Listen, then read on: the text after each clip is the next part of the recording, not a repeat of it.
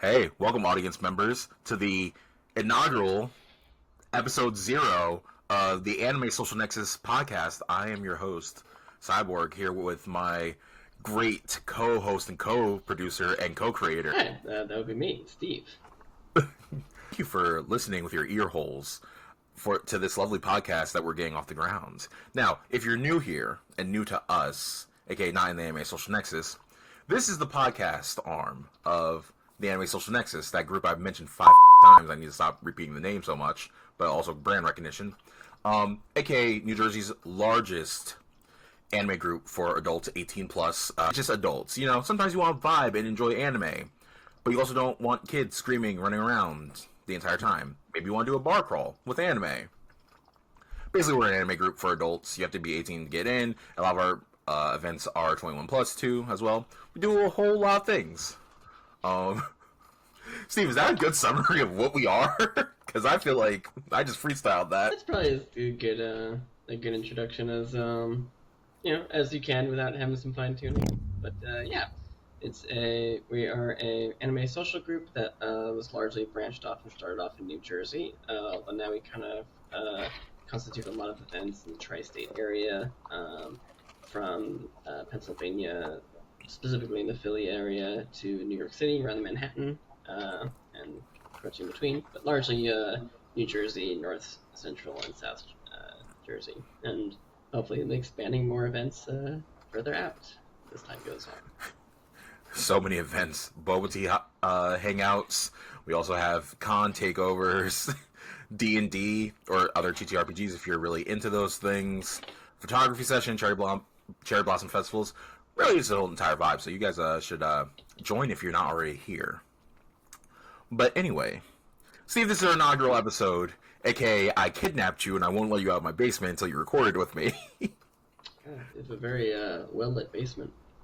Yeah, very lovely basement. So yeah, we're going to have a little fun today, just shoot proverbial and go from there. But first, this is a section of podcast I like to call the intro segment.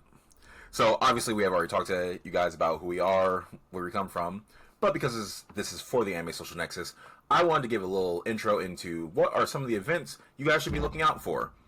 Mind you, we were recording this on Sunday, March 16th of 2025, so I do apologize if this episode gets released a little bit later and you miss some of the events that we're talking about. But that being said, show up to the next ones. So yes, just going down for the events that are coming up. We have our Japanese language study sessions hosted virtually on Discord. Tuesday, March 18th at 7 p.m. Please RSVP on the meetup. Also, come through. Learn a different language. We also have a new member welcome event, Q&A and Jackbox night, also hosted on Discord on Tuesday, March 18th at 8 p.m. Then, this weekend is ZenkaiCon in Pennsylvania. Shout out to Lancaster, you guys are dope. That'll be Thursday, March 20th to Sunday, March 23rd. Some members of our group are going. Please get your tickets and support that con. I've heard nothing but great things about it. Going forward, Thursday, March 20th, we have the Anime Watch Party and Meetup in North Jersey, aka the Rutherford area, where the Giants play. Shouts to my Giants. We then have Weebs IRL Games and Bombing Night, Central Jersey, East Brunswick, Friday, March 21st at 7 p.m. Shout out, we are then going to be in New York, Sunday, March 23rd for TonkatsuCon, New York, New York. And then Tuesday, March 25th at 7, we will have another Japanese language study session. And Anime Jazz Night, a friendly event in Brooklyn, New York, partnered with the Cat Bus Collective. Thursday, March 27th at 6 p.m. You need to get tickets. Those are available in the links in our Discord. Hey, if you haven't noticed, a lot of events go down in Discord, and a lot of things are monitored through Discord, so be a homie. Sign up for the Anime Social Nexus and join the Discord, where you get to have a lot more of the really, really fun stuff. You can also get to partake some feedback on if you think that there's some events that you kind of want to signal a boost and highlight for the group to kind of participate in, and also get some feedback for any events that you would like to see. Ooh, very smart. Thank you for that. Okay. Anime news and what to look out for. I'll be honest, I forgot to look at some of the anime news. I know we have a new season of anime coming. I'm just super behind. I have not watched a ton of things, but Steve, what have you been watching lately? Because I know you're usually really, really good with some good stuff.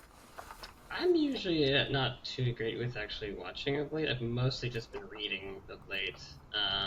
So if I had to, more particularly, I've been keeping up in tune with Chainsaw Man.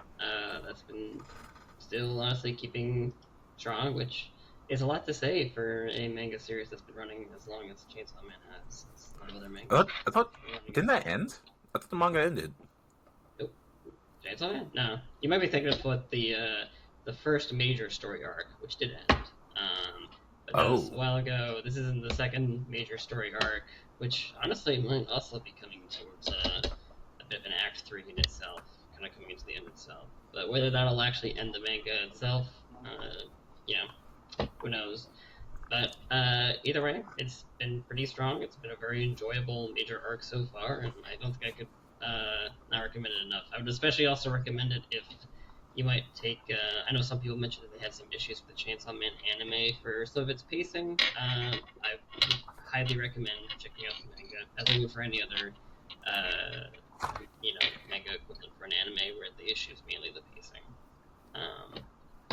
And on the other side, I've actually discovered a new manga that I think got recently added to Shonen Jump. It's been running for at least a year, called Astro Baby. Can I be honest? When you put that in the show notes, like the note list, my brain just kind of goes, "Oh, he's reading Astro Boy. Huh, figured you would have read that before." I'm like, "Oh, no, that's a baby." Yes, that has also tripped me up whenever I try to recollect the title of the manga, tell other people about it. But no, it's not Astro Boy, and Astro Baby has very different themes from it. In fact, it's actually very similar to. Are you familiar with the title, the manga or anime series Parasite? Very, very loosely. I know there's someone in the audience who's probably like, "I love Parasite. Parasite's the thing that got me in anime."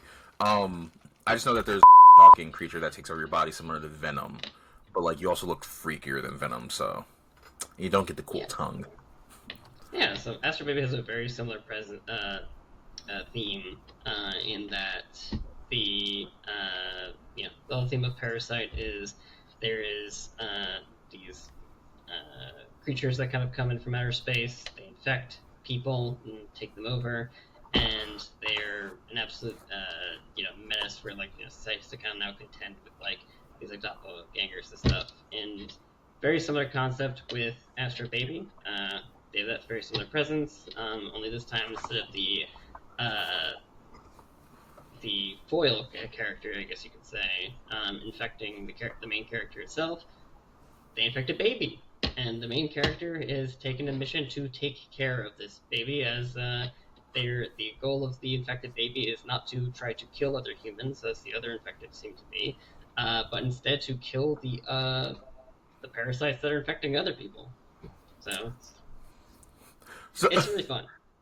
It seems fun. I have a question. So, is the baby fighting, or is the main character have to raise the baby to do this eventually, or is he throwing the baby baby bomb?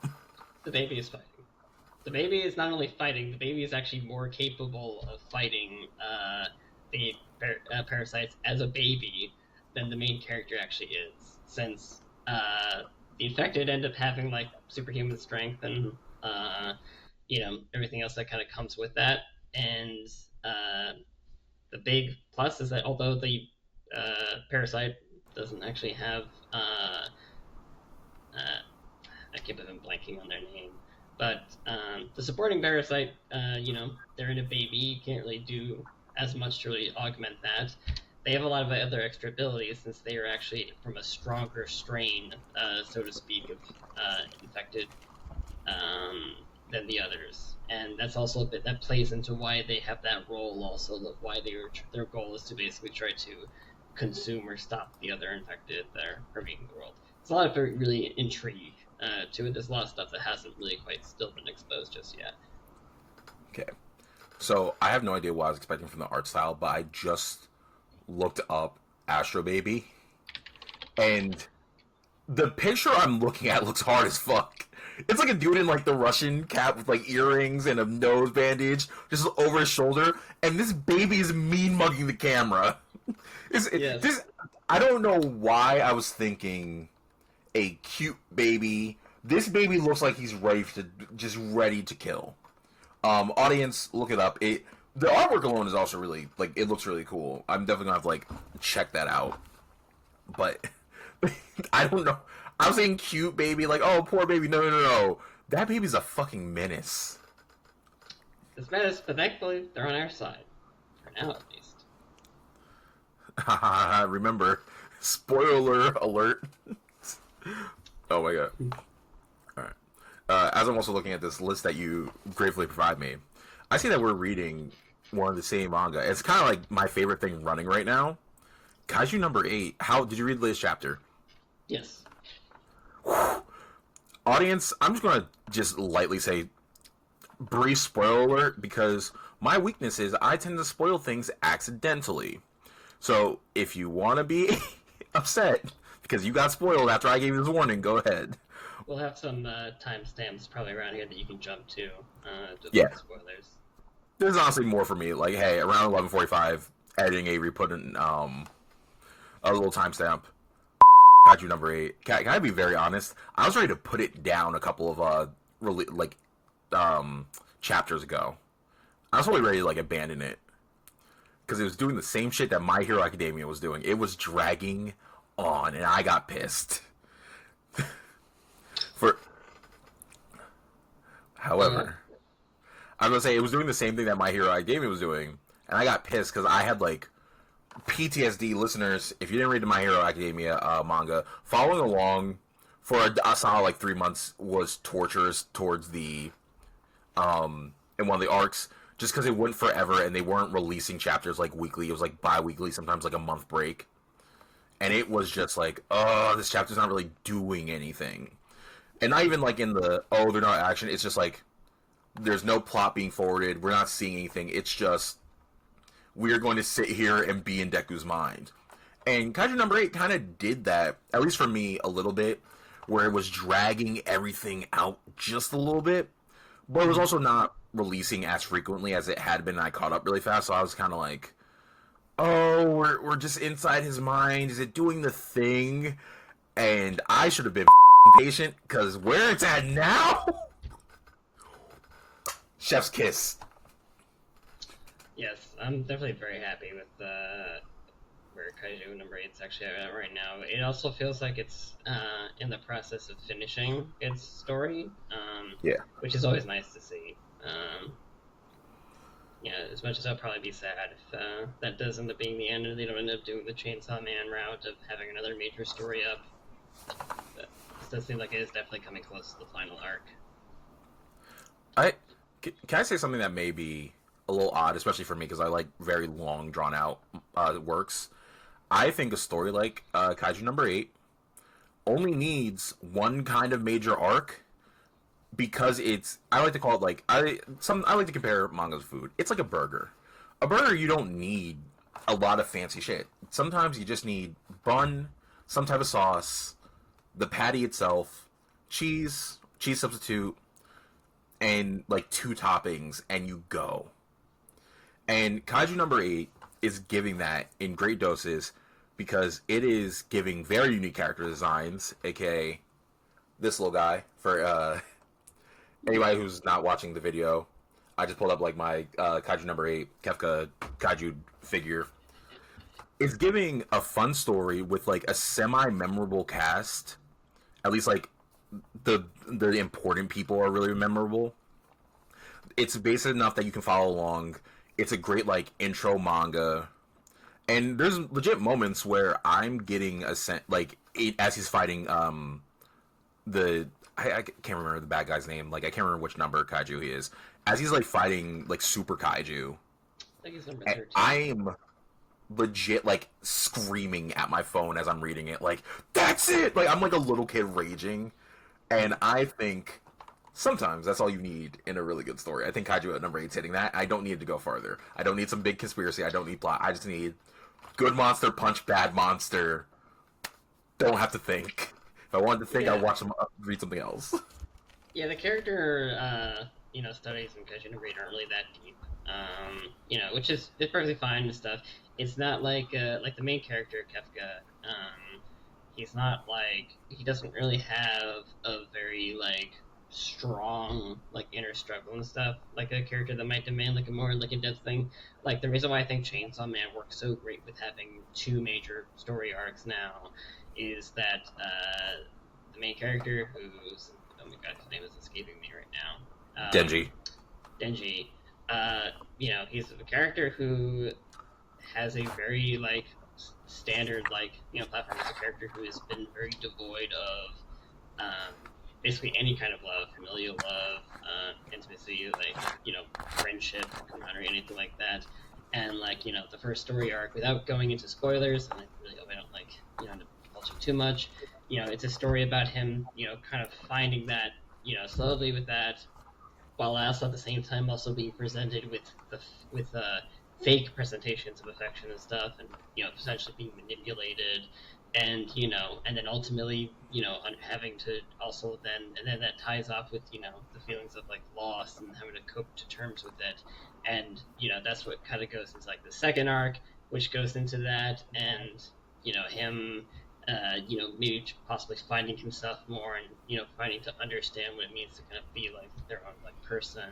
And a lot of it kind of goes into like does the character have the capacity for the themes? Also, does the writer have the capacity to write those themes? Because we've seen like a lot of manga writers who kind of touch like on the surface level of like these themes, and they kind of clever a lot of it. Not to like name any specific titles. Horikoshi. But audience, Steve, sorry to cut you off. Audience, if you don't know us, you're about to discover two things. Steve's a lot more polite than I am. Nah, I'm calling Horikoshi out. My hero robbed me. I want some time back. But on a more positive note, Chainsaw Man I do feel does cover like a lot of these themes really well. So I've been having an absolute blast with it. And I think, but by the same on the other side of the token, Kaiju number 8, if it has an understanding of like the scope it wants to get into, and it delivers that pretty well. Mashal is also like another example of a manga that had a very simplified scope, delivered it pretty nicely, and packaged it and ended really nicely, like perfectly timed. Is Mashal done?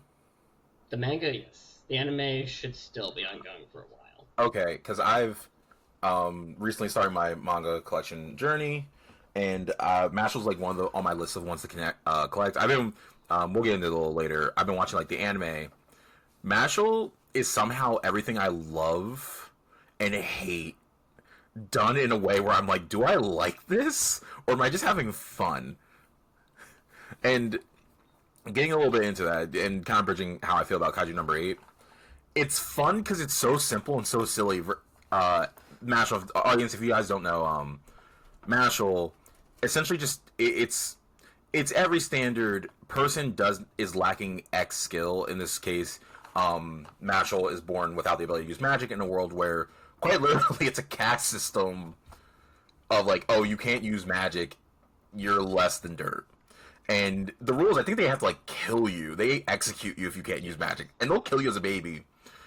And so, long story short, Mashal's dad like adopts him, like finds out, oh, he was missing, or like, oh, this baby doesn't have magic, and he doesn't have magic because they have like face markings that tell you if you have magic.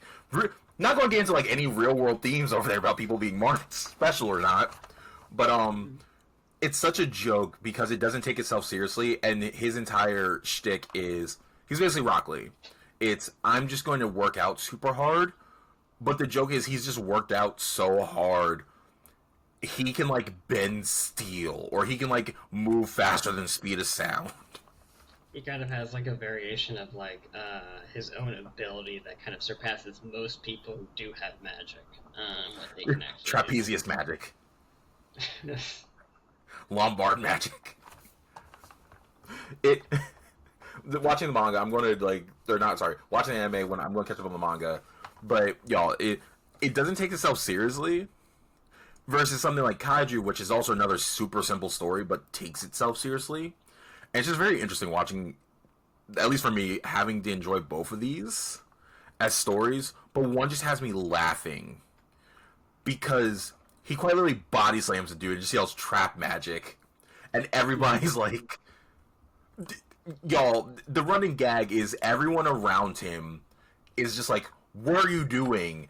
And then they recognize, like, wait, did you just body slam him and yell a magical attack?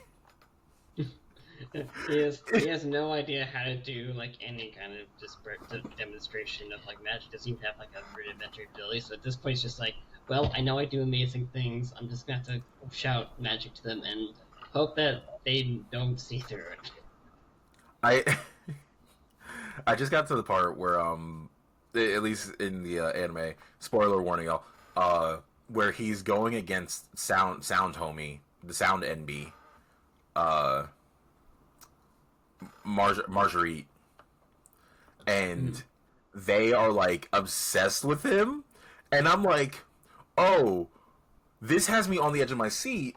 This is really good, interesting, because like it's sound. How do you manipulate sound? Audience, this is a big spoiler. He does so in so many ways that you're just like, what the fuck am I watching? He digs underground and it's like, oh, he knows sound can't propagate under sound. I'm like, Mashlow's also not a smart character either. This isn't someone like Deku from My Hero who like originally didn't have the power and like worked out a ton and then also had to like get smart. Mashlow was just a brick. He's like, I like cream puffs and I'm strong. Versus, oh my god, I'm not over frustrated. Very high strength stat, very high luck stat.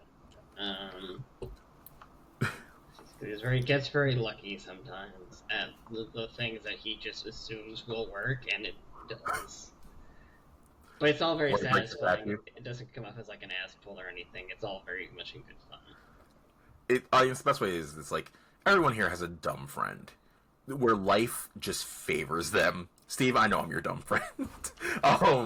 You just have a friend who's the first on their head is the action they're going to act on, and you're like, oh, that's not going to work, but they keep doing it, and you keep watching it work, and it's not something like that's ever well reasoned. It's equivalent like, oh, I need to get into the house, but the door's locked. I'm just going to push against the wall, and you're like, that shouldn't work, and you slowly start to watch the wall give. And then they burst through the wall like they're the fucking Kool-Aid Man. That's Mashal. So now you're thinking, oh, well, I give a giant hole. Mashal's logic is just to re-bend the part he exploded through, and it works. So it's frustrating but satisfying in a what am I doing way. I hope I'm giving the show justice because it's very enjoyable. If not, it's goofy. I'd say probably looking into like a way of like One Punch Man. That's like, you know, it's very much in like that kind of vein.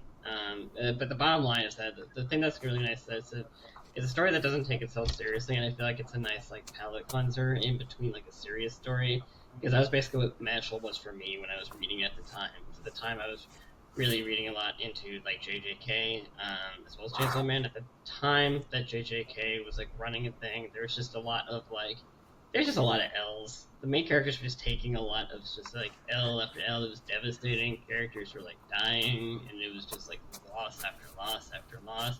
So it's nice to just just have a story where it's just like, oh yeah, he's not able to fly on the broomstick normally, so he just jumps really high.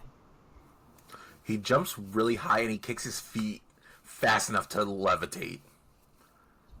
And I'm just like, yeah, I'm happy with that. Take that. Oh, wait, alright. Okay. I saw a character die from their own black hole. I need this. Fair. JJK was traumatic. I heard the ending also wasn't that great, but I'll reserve judgment for... Okay, That's a whole other episode topic. We could probably do a whole episode on just, like... Disappointing endings. Disappointing endings that we're not happy with. Because that like stretched their end too far. Maybe also animes too, because I mean, there's also some anime I have the manga content. You know exactly which one I'm thinking about. There's quite a few I could think of. The one I have a tattoo of. Oh, I'm kind of forgetting. I'm spacing out now. I know. It's because like that's my rant, because that's always like my gold standard of an anime that needs the brotherhood treatment. And everyone who watches it knows. LDMDU. I'll let the audience wait and be surprised. Okay. Because that may low-key be our episode topic for number 2. But switching gears to talk about more anime and manga, so we can just keep these rants going. My palate cleanser, surprisingly, has been Windbreaker. Have you ever heard it? Did you hear of it? It came and went. I can see you're looking it up. Yes, possible. Oh, I did see this. I saw when Shonen Jump was like pushing the manga for this, I think. Windbreaker, just gonna give you the summary. Delinquent school. That's it. They fight. There's no bigger plot than delinquent. Okay, there's a little bit of plot to it. Was but this it's the very... one that was? Have you ever seen? Sorry to cut you off. Okay. Have you read? Tokyo Revengers? Yes. Is that what this was? This was. That's what this was. I remember people were talking about this one. It's a big comparison to Tokyo Revengers because Tokyo Revengers had that delinquent spot kind of wrapped up, and everybody's like, "Oh, this is like crazy because these little motherfuckers are delinquents and they're just like beating ass," and then the momentum crashed. I think it wasn't. I think the anime like lost steam. The ending wasn't that good, and the main character was kind of whiny and didn't grow. Windbreaker is not that, at least from what I have so far. Windbreaker, so similar setup where you're following this guy Sakura, or no, Hina, I can't remember. It's I want to say it's Sakura is his name, and his basic shtick is like, I want to be the toughest because everybody's always like singled me out and made me different. Y'all, if you look up what he looks like, it just screams, I need a hug, and I was someone's like OC, and I'm a badass. I'm just going to describe him. Different colored eyes, and down the middle of his head, one half is white, the other half is black. To the point, characters in real life are like, "Are you cosplaying?" Like they just call him on it. He goes like, "No, I just look like this." A motherfucker needs a hug and therapy. But in it, he goes to this new town to enroll in this high school because he hears like, "Oh, these are the strongest guys, and they fight all the time." You get to the town, and this is episode 1, chapter 1 stuff, y'all. So no, really, really big spoilers. You find out that the students are fighting all the time, and they are a delinquent school, but they protect the town from other gangs. And the town's name is known as like Bofreen, the Windbreakers. And they said like, "Hey, we are a force of good, and we are just going to beat the dog shit out of anybody who like comes across and wants to make trouble." To the point, the town is encouraging these street fights.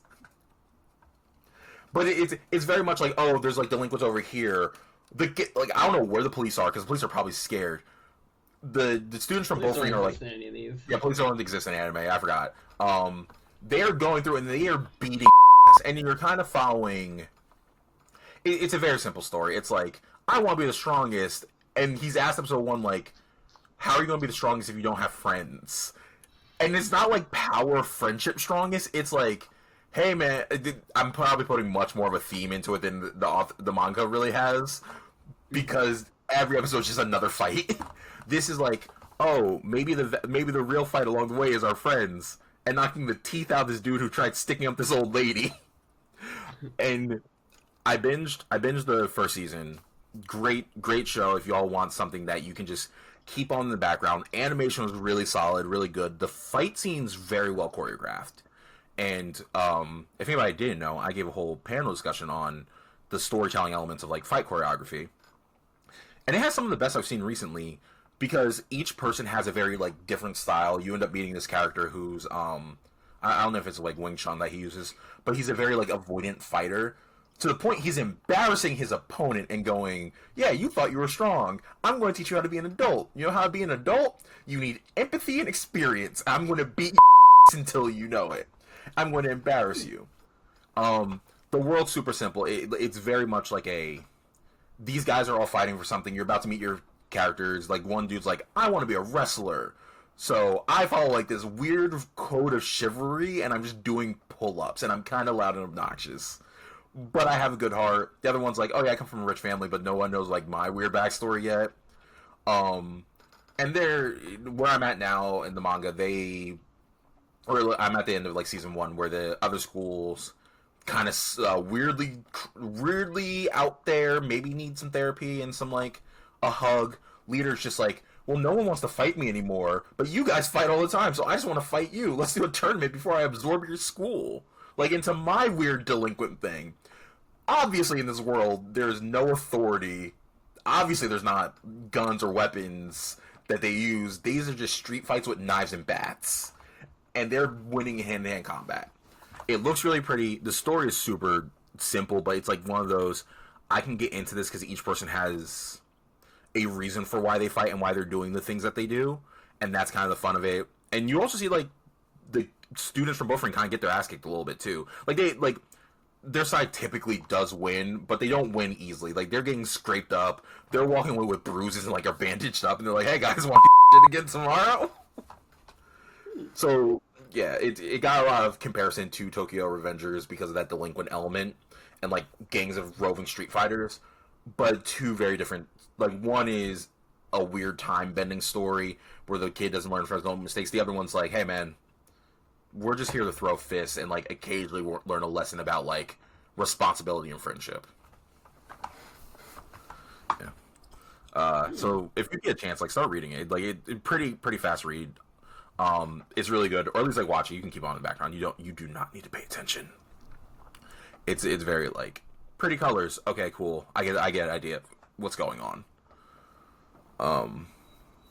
Like, the last one. Yeah. Last one, you want to know one that's actually a lot better than I thought, and it's an isekai, so I was really fucking surprised. I want you to guess, because it's a long title. Oh, was it the Headhunted to Another World that you were telling me about? Yes, audience, the full title of this isekai is Headhunted to Another World, From Salaryman to Big Four. So... by the length of that title, do you think it would be a good anime? I mean, all of the best animes, I guess, have really long titles. It is surprisingly better than I thought it would be. I don't know if my expectations were that low because of the trend of isekais having these super, like, long titles and not really being good. Also, if anybody's really angry if I'm saying, like, good or not, I'm saying serviceable that does not feel like cookie-cutter weird slop. This is actually pretty solid, because the first, long story short, the guy's, like, an underpaid person who's, like, middle-aged. So, like, it's the type of hero that you can, like, really get behind. And you recognize that, like, his job and company suck, and they don't recognize talent. Something that I feel like a lot of people in the audience can recognize and sympathize with, right? So, very simple to, like, other isekais. Like, Slime does it, ReZero kind of does it. Actually, no, ReZero's hero is still an idiot, but, like, I love him. Subaru, I love my boy. He gets... the Demon King pulls him into the magical world specifically. Spoiler, again, for this is episode 1, like, minute 5. And the guy's like, I can't be a part of you guys. Like, I'm not good at this. And the Demon King just starts reading his resume to him. And he's like, oh, so, but didn't you help this other company do this? And haven't you worked in, like, international relations? Like, to lead my military, I need all these skills. And there's a part of me, as a person who, like, had to go through the job search process and didn't feel recognized at my old company, where I'm like, oh. Okay, this is power fantasy? But where a new boss recognizes how good you are, and you do have valuable skills. Shout out to the new company I work for. I love you guys. I want to be there forever. It's a very interesting concept of being isekai, but because of your LinkedIn profile. That's what it is. The title could have been isekai because of my LinkedIn profile. And it's mind you, it's still like an isekai, like one of those really simple isekais. It's reminiscent of like the time I got reincarnated as a slime season 1, where it's just like each episode is a new challenge, but he's walking through and he's just kind of talking about how his work experience like lines up to this, and in a kind of a funny way. And I'm like, oh, this is a good. I'm putting my feet up, just enjoying this. It's kind of cute. It gives the love interest. It gives the weird reason why like the love interest is like dressed very like revealing. It hasn't done too. It doesn't have like done too much fan service just yet. It's self aware enough to be like, hey, we already have these. Like we already have like the characters we're about to make 15 different figures of. It gives like the reason of like, this is the reason we do this. Cool, cool. It doesn't mean come up and touch me. I'm like, all right, this is just good enough that you recognize the tropes and you're now playing with them and having a little fun. So I'm like really into it. I'm actually like kind of like this. This is a thing where I'm like, I'm just going to keep riding this wheel until the wheels fall off. This may be my mediocre hit of the year. I definitely like to check that out. Then I actually haven't really delved too. And that probably sounds like heresy. I actually haven't delved too much in like a lot of isekai, manga or anime in general. I feel like I've kind of like almost somewhat intentionally avoiding like most of them, just kind of like focusing on a lot of other stuff. But yeah, I'd be interested to take a look into that one. No, surprisingly, I watch a metric fuck ton of isekai because I'm always doing something around like my room, so I can't always like pay attention.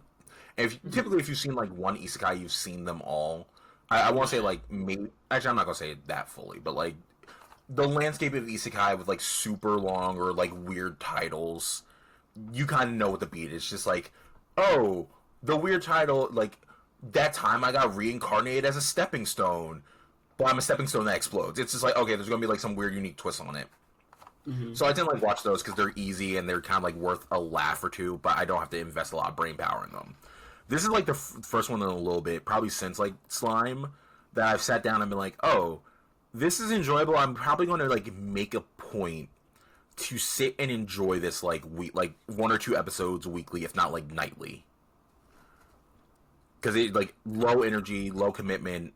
One Piece is a lot right now because I'm trying to catch up.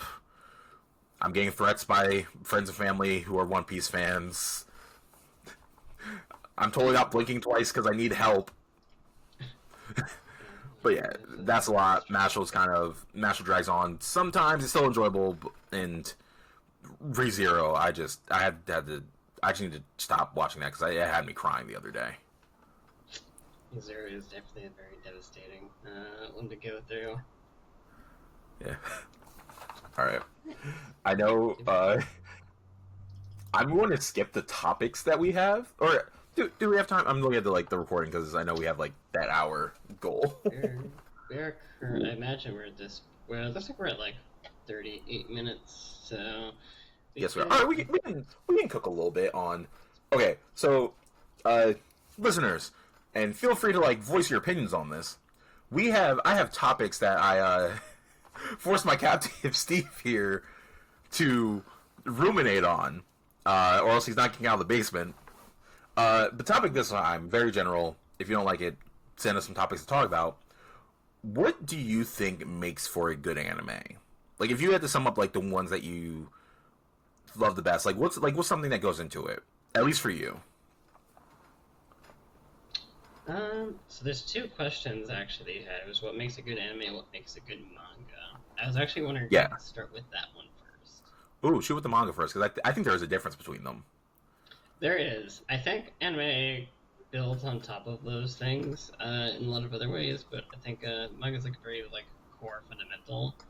So the most fundamental one I think is it has to be a story. Well, obviously, it has to be like a good story that fits within like the confines of the scope. And a lot of times that is kind of a question from my understanding based on what serialization like the manga is being released in. So if it's a Shonen Jump weekly, then in which case it's typically a manga that's catered towards young boys, typically, or adult boys. Your Dragon Ball Z's, your Bleach, your Big Three, and all of the many other ones that go to that.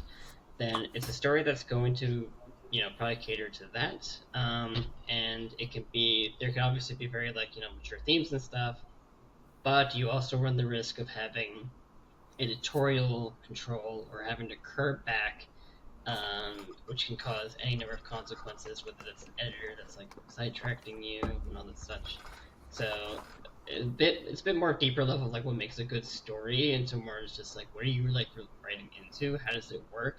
And how well does your like story is it going to be able to be like insulated to like the things that it's going to like encounter, as opposed to like a sign-in, for example, which is more for adults, and that's like much more free range and stuff, but you're also being released much less frequently, like bi-monthly. So you also have to make a story that's still able to keep people's attention, that they want to still seek out this story, like time and time again.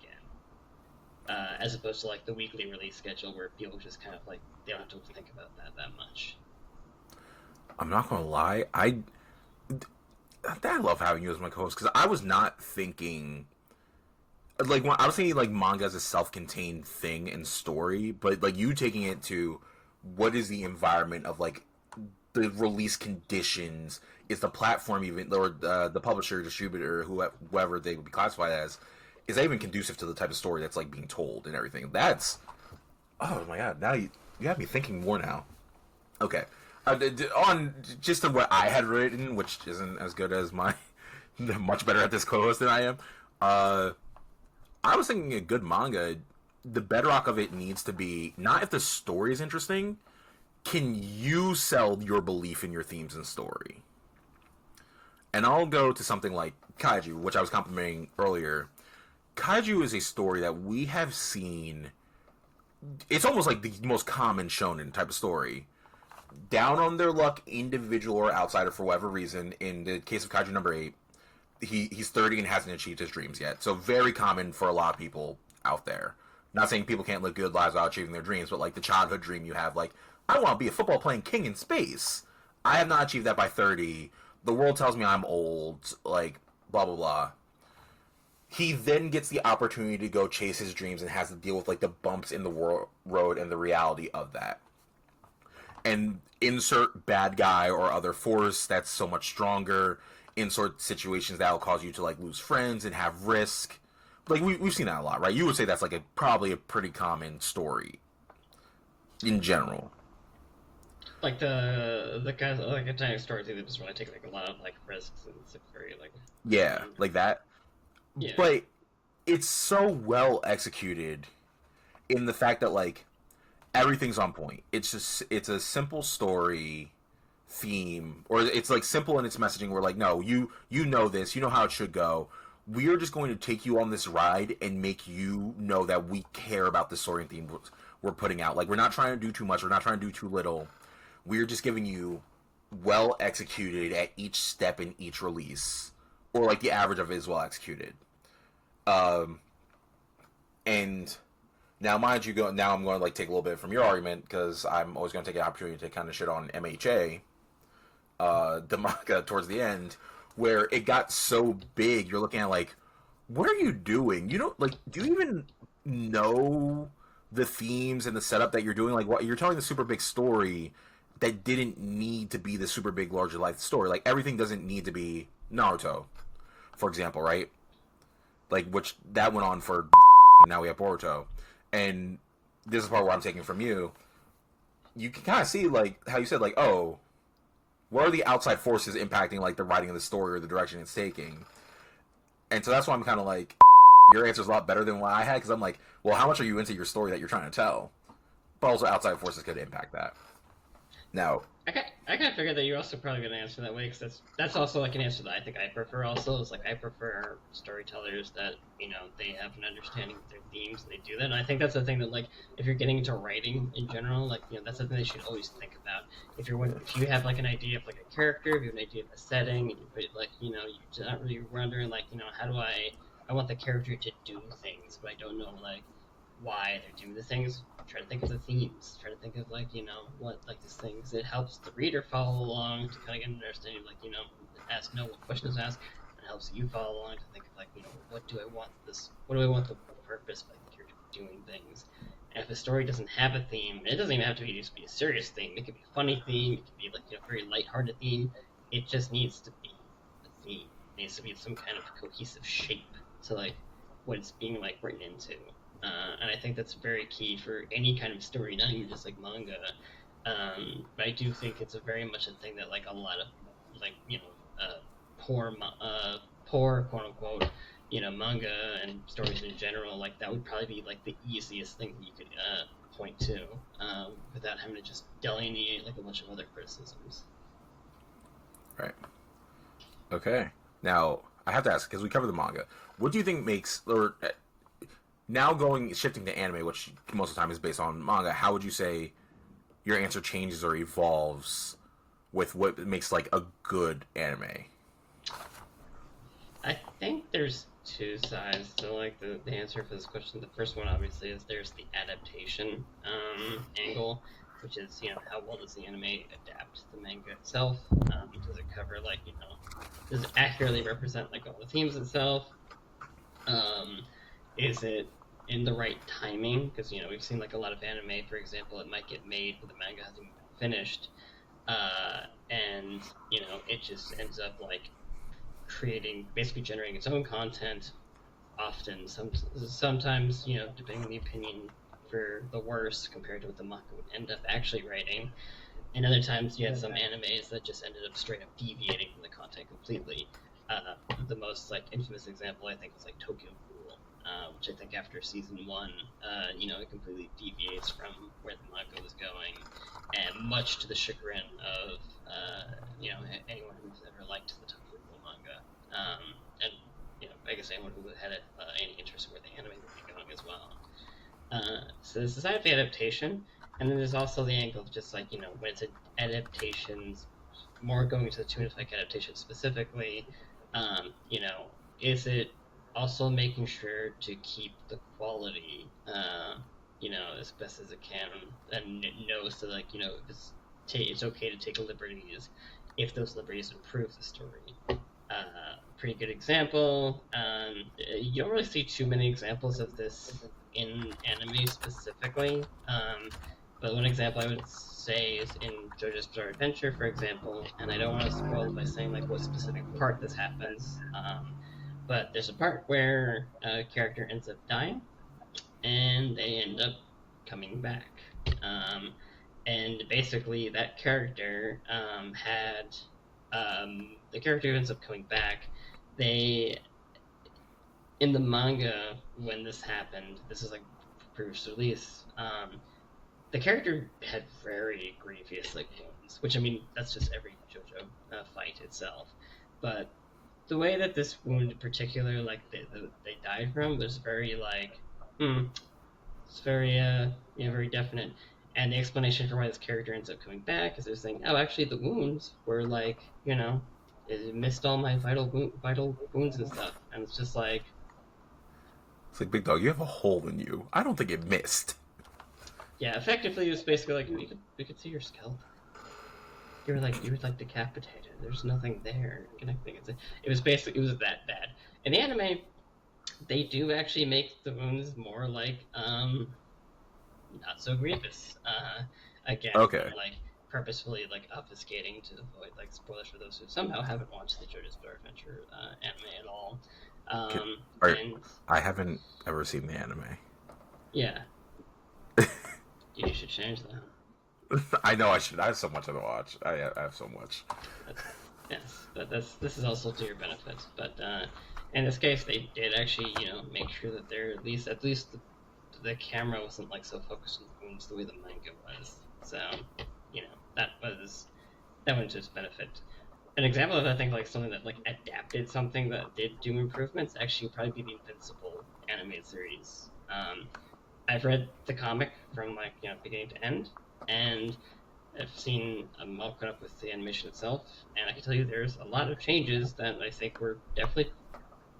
There's some changes that were actually for the worse, and I find very questionable, and there's a lot more though that I do feel were like a lot more positive help presented the things, and a lot of it kind of goes into the author, who is also like a director, some kind of creator consultant for the animation. Stated that they wanted to do change. They've learned a lot from being the writer of this comic way back when. That they had a lot of things that they wished they did differently, and that shows up in this one, and it does come up very nicely. Not bad. I think you have very detailed answers, because I was just one, I kind of want, like, when we're not on this, I kind of want to talk to you what you think about the Invincible stuff, because I very much enjoyed season 3. Taking a break because Amazon sucks, but I'll find another way to see it, even if I see it in my dreams. But I really need to start putting more thought into this before just teeing up to go to you. I was just going to say, I just looked for good anime. Oh, okay, there's one or two things, right? Because one, what I call like probably one of the top 5 greatest anime of all time, Samurai Champloo. Not even it's just a show. It's not based on anything. But I guess now since I paired manga with that, I'll say the anime adaptation is how much does it extend the manga, right? Because like no matter how great manga is, it's still it's still like you're still reading it, right? So things don't flow. It's not like the old Captain Underpants books where like it had the animation section where you could like see it move. And I think like a really good anime will take all the high points of the manga and will just push them farther. So if something like MHA has like really good splash pages, like those splash pages were great. Mm-hmm. You turn around and make sure the anime takes the high point of those splash pages and has those incredible points where those who are reading can say, yeah, that was the thing. That's awesome. Also, good anime should also learn to see what the manga didn't do great and should kind of should kill that effectively. Like, so, because it's your second pass. So if you know, okay, this part or kind of dragged on, we can kind of speed it up a little bit. Or, oh, this character didn't get as much shine and we're starting to see this was a really beloved character. Let's make sure we have a few episodes, and you can call them filler. I don't even think filler is necessarily a bad thing, right? To give this character the shine that they deserve, that the fandom would want or respect or like. Like, let's include some anime-only material to heighten the experience of the fans. So that's what I think makes a really good anime adaptation. You want to specify that again in the notes. And then, of course, you get things like, oh, is the music really good? How are the sound effects? Like the weighting of, at least for me, because I watch a lot of like battle-based stuff. Like, what are the weighting of the hits? Does it feel real? Do I have that oh shit moment? But those are all like very nebulous concepts that are hard to pin down. Mm-hmm. But yeah, that's where I sit on this. But because we're almost coming up at time. You ready for our game section? And I know I told you one set of games, but I'm changed it to one thing, to another weird question. I mean, I don't really know how I'd be able to expect or prepare for what you did give me, so yeah, I guess we'll go again. Good. Audience, this is a little segment. We're test driving. Well, everything's a test drive. Anyway, this is the game section, aka torturing my co-host Steve. And so I had a list of things and like weird questions, nebulous concepts. But I said, you know what? That's not fun. Let's start with a basic one. Steve, what anime world would you want to live in? Okay, so there's a couple things to like prep for like this type of question. One, do I get access to any of the abilities that are part of this world? Like, for example, if I'm in Full Metal Alchemist, do I get alchemy? From JoJo, do I get stand? Etc. Okay, so, alright, good question. Assume that you meet the minimum requirements to be like you meet the minimum requirements to be a competent member of that society. So, for example, with JoJo's, I'm not going to be like, you as normal Steve have to go survive over there. But you would get a stand. Now, do you get a good one or a bad one? I don't know. That's going to be up to, like, whatever. But just assume that, like, you meet the minimum requirements are, like, kind of average. I know JoJo's has a very unique power system. But, like, so if you chose Pokemon, yeah, you'd be a Pokemon trainer. Or if you chose One Piece, you would be a pirate. I cannot detail the strength that you would have for that.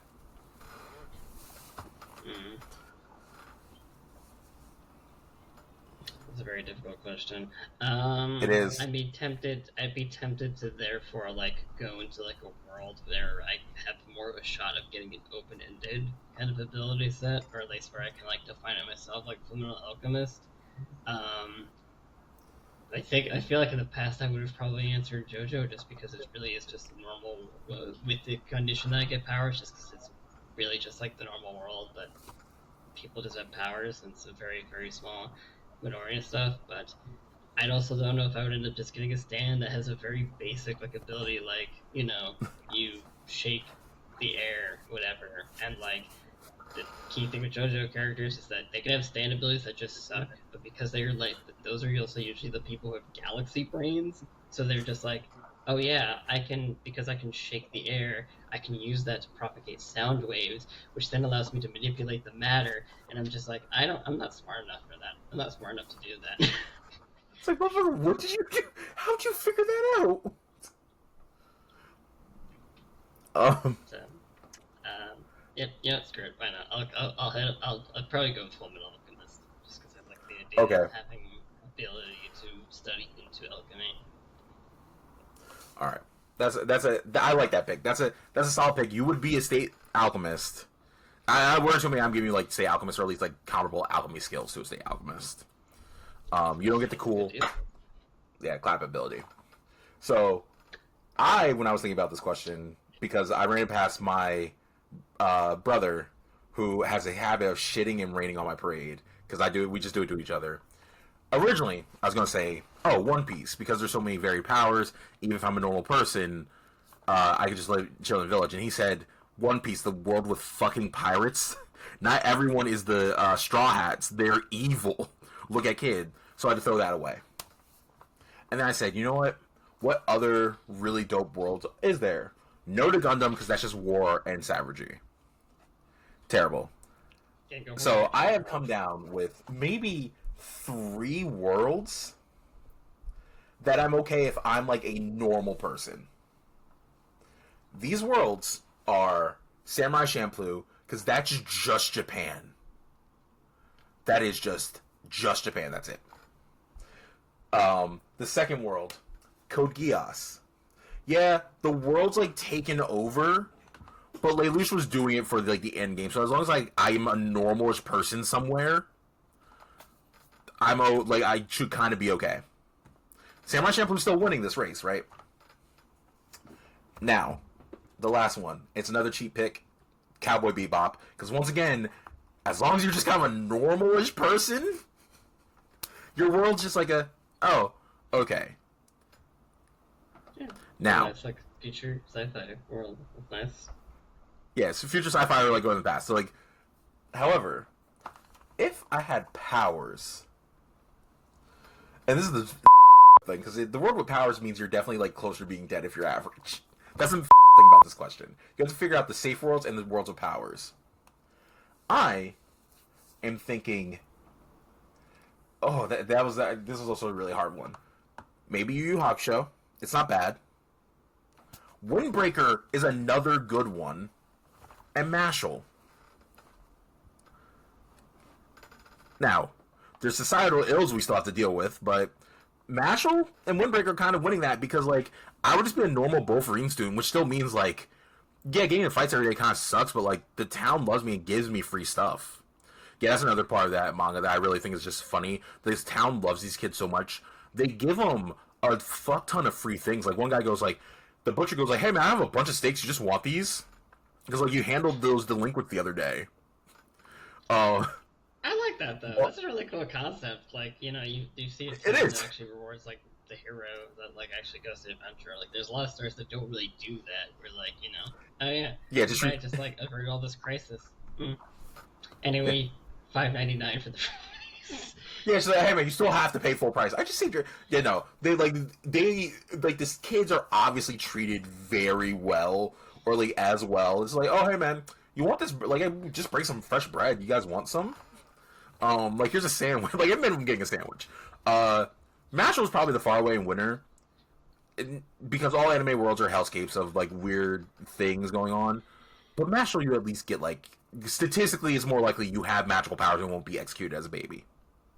Like, statistically. Which means, at minimum, I get some cool magic, and I get a wand.